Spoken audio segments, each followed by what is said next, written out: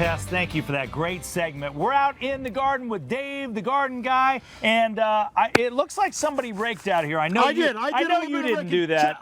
There is no way you did work out. Take a look at these woods, Scotty. I know one thing. You didn't do it. I did it. There's a rake right there that proves it. I guarantee you Bobby wasn't out here doing it. Okay. Bobby's our illustrious cameraman. But we're talking about all these herbs you can grow out here in Arizona. That's a good time, isn't it? It's a great time of year to grow this stuff, and this stuff does especially well in well-drained soils. Okay. So lots of lava sand. Bobby's got it right over there.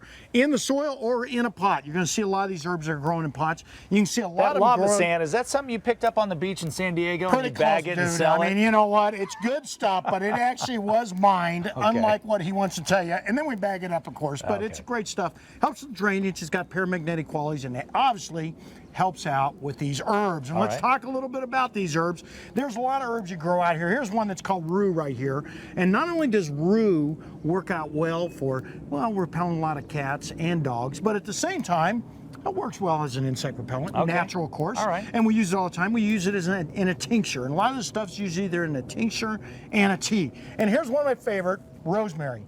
Now, I know you eat a lot of beef. And rosemary will work out well on taking or extracting a lot of those cancer quality or cancer causing type of chemicals out of the beef itself. Now, rosemary also does very well out here. The upright does especially well. And you can use it when you're making those shish kebabs. In fact, you can let these long spears just grow straight up, cut them off, shish kebab onto them, and it works out fantastic, you know, and it's a great little herb out here in the desert Southwest. You can smell it. It just smells fantastic. It does.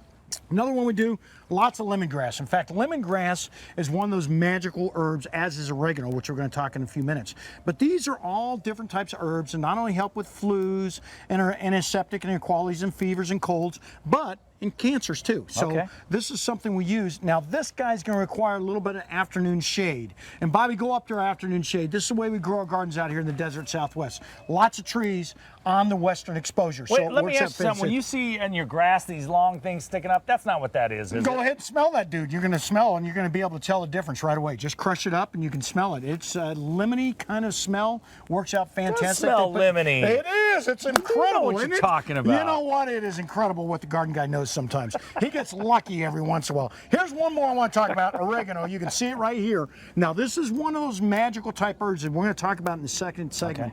This is an herb they've proven that helps fight a lot of different types of cancers, flus, colds, and it works out fantastic in a tincture. What I mean by that, mix it with a little bit of vodka, and you can actually make tinctures out of this stuff. Basil's another one, and when we get back, I'm going to show you an herb from India. Grows fantastic out here. Not only does all the stuff that we talked about earlier, but is a great depression fighter. So we'll talk about that. You're always so happy. You're also going to explain what this is coming up? Well, that is my teapot that I'm missing the lid to, but I'll find that lid here pretty soon. So, Scotty, you know what? You always got to go for something I messed up on in my segment. But that's okay. I'm an amateur. He's the professional. No, I think you did pretty well. Gina, just more proof that Dave the garden guy is an expert in gardening, and as it turns out, he's a doctor too. No, not the doctor. Doctor of the garden. Guy. How about doctor of the garden? I like that, Dr. Garden Guy. Okay, we'll go with that, Gina. Gina, back to you.